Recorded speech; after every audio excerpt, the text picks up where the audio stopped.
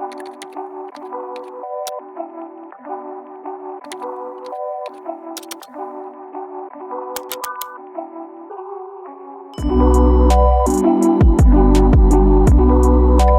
Alisha, how are you? I'm doing really great. Thank you for having me. Excited to be here. Thank you for coming, and you're welcome. You're welcome. So, Alisha, let's get started. Are you excited? I'm excited. I'm excited. Yeah. You look so pretty. Oh, thank you. You look very. Thank you. You look so young. I am. I'm 31. I would consider that young. You are young. Yes, Yeah. you're very young. You're very young. So, Alisha, how is life going right now for you? Ooh, great question. It's really great. Like, I've healed so many things. Like, someone asked me the other day, like, because people always say their illness is the best thing that ever happened to them. And the other day, like, one of my clients asked me, like, so what were all the gifts that you received? Like, why do you say that this is the best thing that ever happened to you? And then I was just reminiscing on every single little thing that has changed in my life. And I could have just gone on and on and on.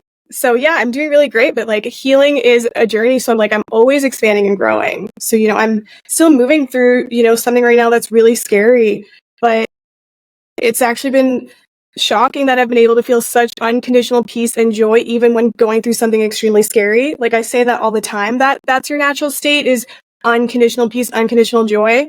But to actually be the embodiment of it when something terrifying is happening in your life that normally most people would not be able to find joy in their life until it's quote resolved.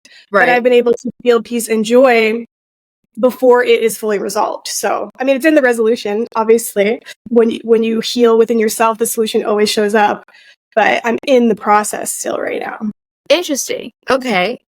So how did we get to working with clients and healing through everything that you've been through? And you mentioned about being sick. So let's tap into all of that. Start wherever you want to start.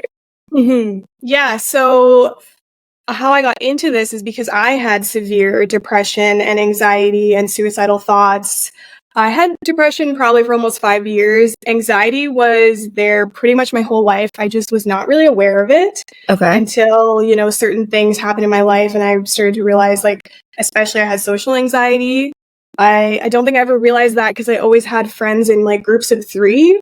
I didn't realize that until recently. So there was always another person there. So I didn't feel the need to entertain. I could just be introverted and quiet. And then I realized when that third person is not there, how much social anxiety I actually have, that I wouldn't even ask people to hang out because I would feel just so much anxiety. So that was there my whole life. I just didn't realize it until I started having depression. Depression was just majorly getting my attention. And so that was what I was trying to heal. And then I just naturally healed anxiety while I healed depression. I wasn't trying to, or wasn't really that aware of it. So I had tried everything for years to try to heal from depression. I obviously started with the conventional methods because I didn't know anything that I know now. I didn't know what to do. So the first thing I did was just go to my doctor. I'm feeling extremely heavy. I don't know what to do. And they're like, yeah, you have depression, go on this medication, see a psychologist, see a psychiatrist, do cognitive behavioral therapy, and you'll be fine. And so I just did as I was told, and nothing was working for me. The medication had no effect on me, positive or negative.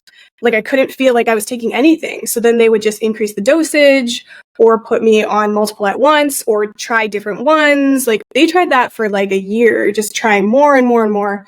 I literally threw them out last week and I was I can't believe how much was there. I haven't taken them in many years, but they were just sitting there. Right. So medication wasn't working, and even cognitive behavioral therapy was not working. And that is the go-to that psychologists and psychiatrists use to help people with mental illness. For anyone that doesn't know what that is, it's about shifting your thoughts, essentially. So if you're having a really negative thought, it's just having higher picture awareness on what's really happening and realizing that's not the truth of what's really happening, So that can be a very positive thing, but I found I still was suppressing everything I was feeling. And I was just trying to shift my thoughts to feel temporarily better. And so I was not getting to the root cause. I was not moving energy. I was not dissolving emotions. And so I was not seeing any shifts at all. And then I was just trying unconventional things for the longest time because that wasn't working. And my doctor and my psychiatrist made me feel really bad about it. They're like, why are you trying other things? Like, this should be working. And made me feel like something is wrong with me for not being able to like fit in the box. And I was like, well, I'm desperate to heal and this isn't working. So like, I'm going to try everything. So I would like Google how to heal from depression and try everything I could find. I would go to the second and third pages of Google, like literally willing to try everything. I was spending thousands every month just trying like every type of modality that I could find. Yeah. Wow. And so nothing was working. So I actually had a point where I had given up because I had spent so much money and thought I had tried everything.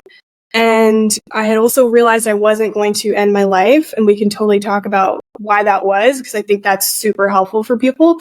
But once I realized that I wasn't going to do that either, I thought the only thing I can do is just distract my way through life until maybe one day something might change, you know, like something external or something. So then I just like took some job where you work in the field 12 to 16 hours a day, live in a camp, because then I thought I will be distracted almost 24/7. I won't be alone with my pain. I'll be working, surrounded by people. And yeah, so that was where I was at right before I found my money medicine. It just showed up in my life synchronistically. I heard my mentor speak on some online summit and something lit up inside me like, you have to work with her. And at that point, I was done trying anything new. So the fact that my body was like, hell yes, you're doing this. There's no question. There was no question on investing more money. It was like, you have to do this. And as soon as I did, even just like her DIY program, I started healing immediately after not seeing relief from everything I tried before. So that's why I'm so passionate about sharing this with others, because I'm like, I know what didn't work for me. I know why I struggled for so long. I know what made the biggest difference for me so quickly. And I want people to like be able to speed up their journey. Interesting. So did this stem from like something that you experienced? Yeah, there was a trigger, because obviously I was carrying these energies my whole life, and maybe it was even from past lives, passed down from ancestors, whatever. But the trigger was a relationship. I was with a guy who had extreme anxiety to the point where like he would throw up when he felt anxious. Like it was really, really bad. So Oh, wow. I just kind of realized like, if I make him anxious, he's going to leave me, because that's what he would do, like go on a second date with a girl because he felt so much anxiety. So I was like, hey, let's help him stay in avoidance by me never telling him when I'm upset or if he's doing something that's hurting me or bothering me. I would just suppress everything.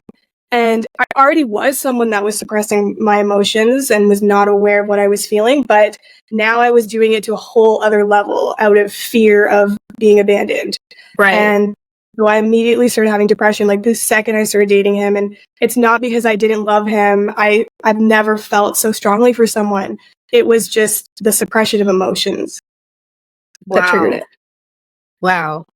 Because I can see how his anxiety can trigger your anxiety. So it seems like, from what I'm hearing, based off of the experience that you had in your relationship, it sounded like you were slightly people pleasing at the same time. Because you didn't want, Yeah. you know what I mean? Like, and it's also walking on eggshells as well. So that's interesting how you took on what he was going through in order to make him feel comfortable. Did he ever like notice that or say anything to you about it? No, probably for the first like year of our relationship, we never really spoke about the fact that he had depression or sorry, he had anxiety or I had depression. Like we just didn't really talk about it. It was just very Wow. surface level. I just tried to make the relationship fun and all about having sex. So like he wouldn't want to leave. You know? Then we broke up for a short period of time. And that's when I realized I had depression, because I was like, I didn't have this temporary conditional joy in my life anymore. Right. Yeah. I was in unthinkable pain. That's when I realized. And then when we got back together, that was when we actually started having conversations about the fact that we both had mental illness and how it was affecting our relationship. Okay. So if you don't mind me asking, how's you guys' relationship today? Well, we're not together, no. I think he's the most special person in the entire world. But I definitely need a partner who is willing to heal Got what's it. not serving them. And he has made it clear, at least last time I talked to him, he had no interest in healing from anxiety. He's like, I found a way to manage it with work and distract, and it works for me. And that works for me. And that is the opposite of what I'm looking for in a partner. So that's why we're not together at the moment. Oh, well, that's a good thing for you, honestly. Yeah. Yeah. I'm an advocate for anybody leaving a situation that does not serve them, or that the person doesn't, notice or recognize, or at least appreciate the growth that they're experiencing or going through along with, with them. Kudos to you for leaving an environment that was unhealthy for you and recognizing it. I know it took a while to recognize it, but I'm here for it. I'm here for it. I'm happy that you did that. So in terms of you had anxiety, in terms of your depression, besides the relationship triggering that, was there anything else outside of it? Like self-esteem issues, self-awareness, things like that? Yeah, I was definitely carrying shame, which I was also not aware of.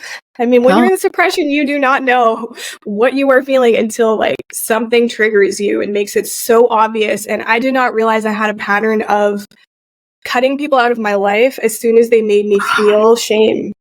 As soon as they made me feel I did something wrong, I was like, I don't want to spend time with you anymore. I just would do anything to avoid feeling shame or conflict. I used to think it was just I'm avoiding conflict. I didn't realize till actually pretty recently it's avoiding shame. And until I pushed like the last close friendship I had out of my life, I didn't realize what I had done. I had done it to everyone. So shame was something I was carrying, and also like family stuff. I had so much family drama. It's like next level, the kind of family drama that we had. It's crazy to think how peaceful my family life is now. When like before, like the cops would come to our house all the time, or like there was just so much stuff, and I didn't trust my family at all. They were all just manipulative or had narcissistic qualities, or there were so many things. So yeah, people that think like it's impossible to have a narcissist heal and all that kind of stuff, like people have so many ideas about that. I'm like, okay, everyone is a reflection of you that's showing up in your life. If you heal what's going on in you, it is an invitation for them. They have free will, but it's an invitation, and you will be surprised what you might see. And I have seen shifts in my family, and it's very peaceful now. Interesting. So how did you shift away from narcissistic family members? Because I got a few. So how did you shift away from that? Ooh, so I definitely had to first release a ton of anger because I was not willing to have compassion for them. Because obviously, if someone is doing things like that, is so unbelievably hurt that they feel the need to use maybe threats to get what they want, or they need attention on them 24/7. That person does not love themselves at all. And you could choose to have compassion for them, but I couldn't find compassion for them when I was angry by all the messed up things that they were doing to me, or like, I don't like to use the word to me because I do believe I'm creating everything in my life, but things they were doing. So I had to release the anger first. And then I was able to have compassion for myself, like what's coming up in me, and welcome my own triggers. And then when I was able to do that, then I was able to have truly compassion for them. Like, okay, the only reason they do this is because they don't love themselves like at all, like barely at all. If you constantly need to have the attention on you and like make it all about me, and like I'm never going to ask you about you because I don't give a shit. I just want to talk about me. Like that's a person who doesn't love themselves at all and is carrying so much shame. And I was too, right? They were a blown up caricature to show me I'm carrying shame, right? So it was a mirror reflection, and I just was not willing to see it for the longest time. And once I started to see it, I saw shifts in that. Just saying. And how long did that take? Because sometimes people can work. There's certain people that can work through things quickly, and there's certain people, like myself, it takes a very long time to work through things. Depending on the people that are listening or watching, they might be like, "Well, so how does that take? Like, what did you feel? What were your thoughts? Did you journal? Did you record your thoughts? Like, what did you do to help you move through that process?" Yeah. So I'm going to say those people will show up in your life until you no longer need the message. Once you receive the message, they either won't trigger you anymore, or won't show up the same way. One of the two things always happens, because you've already received the reflection, the gift. That's the only reason it's showing up, to show you what you're carrying. Right. The second you receive it, you're going to feel one of those two things. They just don't trigger you anymore, or you now start to see shifts in them And the reason you'll actually start to see shifts in them a lot of the time is because you are softer now. So you are not showing up hardness against hardness. You are actually making it even harder for them to soften by showing up that way. And when I softened, like now they can feel I'm treating them differently. I'm being kinder. I'm being more understanding. I'm being loving. So obviously someone's going to be softer with me if I'm softer with them. It just started happening naturally. And maybe they have not healed everything within themselves. I can tell they still have a ton of insecurities, don't really love themselves. They do talk about themselves a lot, all that kind of stuff. But like there is shifts. Like they will ask me about what's going on with me. They will try to show compassion and care, that they want to know like how I'm doing and in their own way. Like there has been subtle shifts, but either way it doesn't trigger me anymore. So I'm at peace. That's good. That's good to hear. The compassion and softening is something that I've heard throughout my years, especially in therapy. Because you can't necessarily treat or heal that yourself or heal that wound with what you were given. Like you have to do the opposite. And I've talked about radical acceptance before with the past guests. So that's basically what it is that you did. It's like I had to just not accept things for what they were, except knowing that some things that person may not change, but I can change. And in the process of showing myself compassion, I can, in turn show that other person compassion. So I get it. I think the key is actually just non-attachment to this person needs to change their behavior for me to feel peace. Yeah. And once I realize though, I get to feel peace no matter what. Yeah. That level of peace just creates more peace in your life because you're in the consciousness of peace. Yeah, that makes sense. I can actually see it in you. Like I can see that you're very like, that happened, but here's how I turned it around. Here's what I did to turn it around. So how did you meet your mentor? Because I know you mentioned your mentor earlier. So how did you meet your mentor? Yeah, it was super synchronistic. Like, I don't even remember how I found this online Winter of Wellness Summit. Like, It was many, many years ago, over 5 years ago. Somehow I heard about this summit that she was speaking on.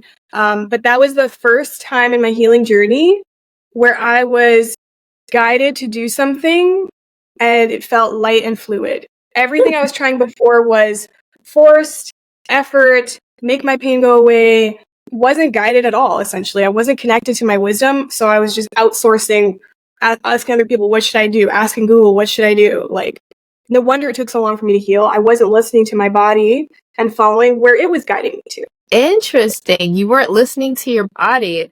A lot of people don't think healing with listening to your body.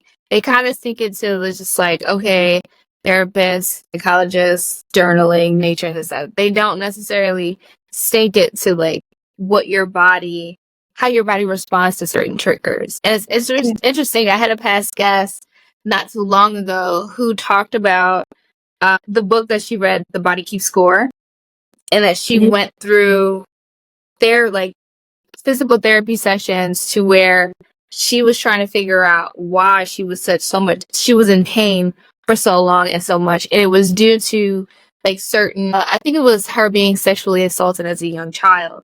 And it carried on through her, through her adult life. And then she finally, she finally tackled it and realized that's what it was. So it's interesting that you said how people don't associate that to listening to their bodies. It's very interesting how you said that because someone just said that. This is very interesting. I'm sorry. I'm in my head. I'm like, that was just said not too long ago. And you're just meant to get that message because you're hearing it twice. That's what it's funny because I believe that. A lot of people have said that before. There's another guest that is a doctor of physical therapy, and he talks about pain in the body and how it's related to the muscle and also listening to your body and certain triggers that might have happened to you in the past or whatever the case may be. So as I'm listening to all three of y'all, messages always come in three, especially for me. It's something that I was thinking about not too long ago about how I have difficulty in certain areas of my body that I'm not as mobile anymore. And I'm always wondering, like, why is that? I used to be able to do this. I used to be able to do that. Then listening to you guys, I'm like, it's something that I need to address that triggered me. And that's why my body isn't moving the way that I want it to move. Yes. And if you ever want to know what it is, why is this physical illness here? I always tell people whatever it brings up in you. Yeah. Because the symptom is only here to bring up that energy. So are you feeling fear? Are you feeling powerlessness? Are you feeling victim energy, hopelessness? That's the energy to meet. And then when you meet the energy, the symptoms don't need to keep showing up for you to meet the energy. And then you'll start to see relief in your symptoms.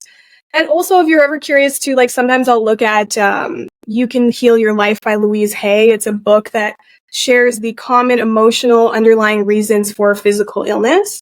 Right. Sometimes it can just be good to look at that to get it even like somewhat of an idea, because you might have zero clue.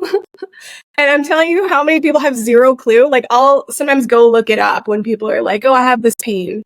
And if it's not something I've seen many times with my clients, I'll go like look it up, like what could it be? And then when I share it with them, they're like, no, what are you talking about? I don't feel that way. I love myself. I don't have any problems in my life. I have no trauma. I'm like, okay, if there's a physical illness, there is something to be cleared emotionally. Always, always, always. And it's up to you if you want to see it and address the root cause. If you don't want to see it, it will just get louder and louder and louder, and that is your choice. And I'm not able to heal someone who is not asking for more expansion. So I just have to have compassion for where they're at. This is true. I already know what it is. There's two things in terms of it. There's anxiety and there's sexual trauma. So I already know what they are, because where it's located in the it's in my hips. I have a hard time with my hip mobility and things like that, hinges and all that other stuff. So I know what it is. It's me being a punk. I don't like to address it. You know the situation where you're like, you know what it is, but you're like, I don't want to be too emotional when addressing it.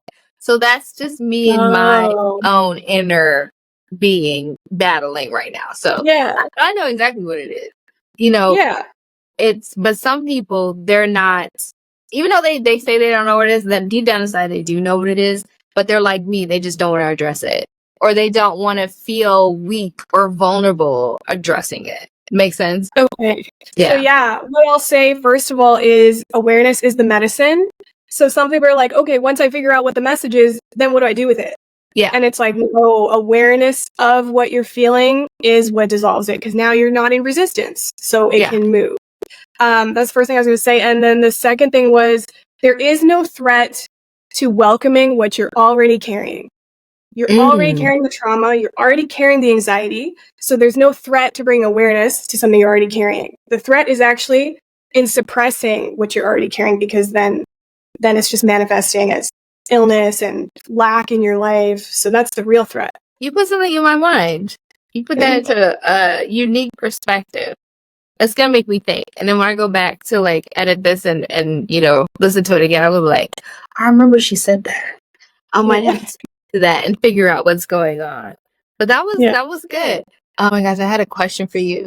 Yeah, so how did you start working with people? Yeah, great question. So my mentor had me as a guest on her podcast to share my story, to share specifically what was it about the way I used mind-body medicine and these tools to heal so quickly, right? Because some people might find these tools but not see instant results. So what was it about the way I used it? So she asked me like very detailed questions on my journey, on how I use the tools. And then her community started asking to work with me.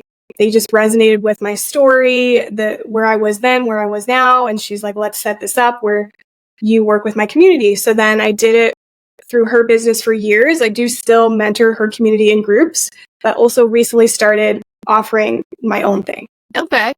And so what is it that you offer? So I have private sessions. I have DIY courses. So if you want to do it on your own, or if you want private assistance, both options are there. I also just published a book too. That's another resource. Quantum Physics for Beginners Simplified, because the work we're doing is quantum healing. So there's a bonus chapter in here about quantum healing.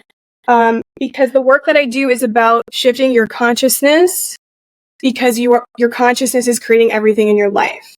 And quantum physics does a really good job of explaining that you are affecting your reality. Your consciousness and observation is affecting even physical matter. It does a very good job of explaining it.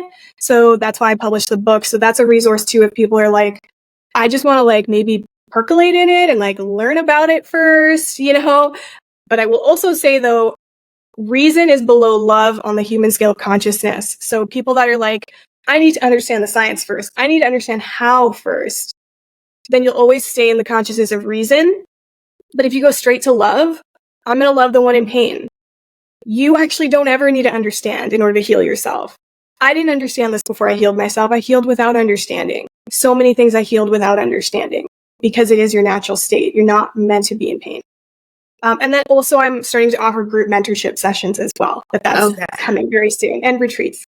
You're doing it all, Alisha. I Yeah. see you.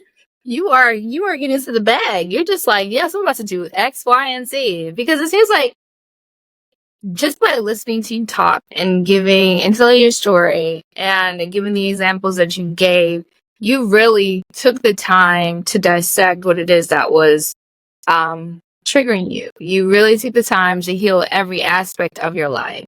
And I feel like since you're on this journey, I feel like you're about to tap into an amazing relationship to where it's going to be very fruitful and loving and all that good stuff. I think it's going to be amazing for you. Yeah.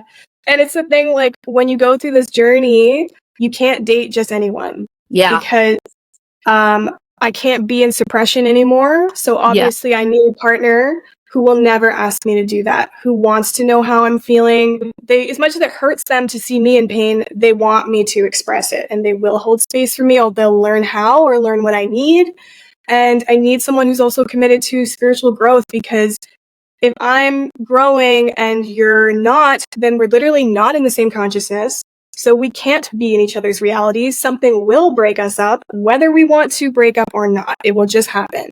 So yeah, when you do the spiritual work, the healing work, you'll realize I cannot date just anyone. I cannot date the people I used to date. And you might find you date less often or just with more intention, because now you're super clear about what you want.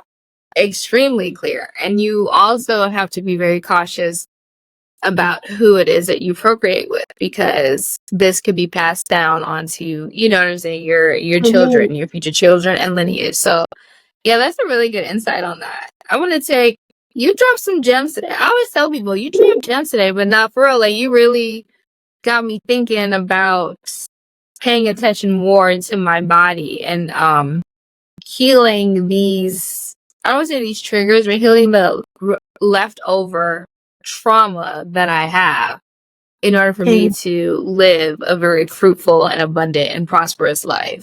So yeah, this was good.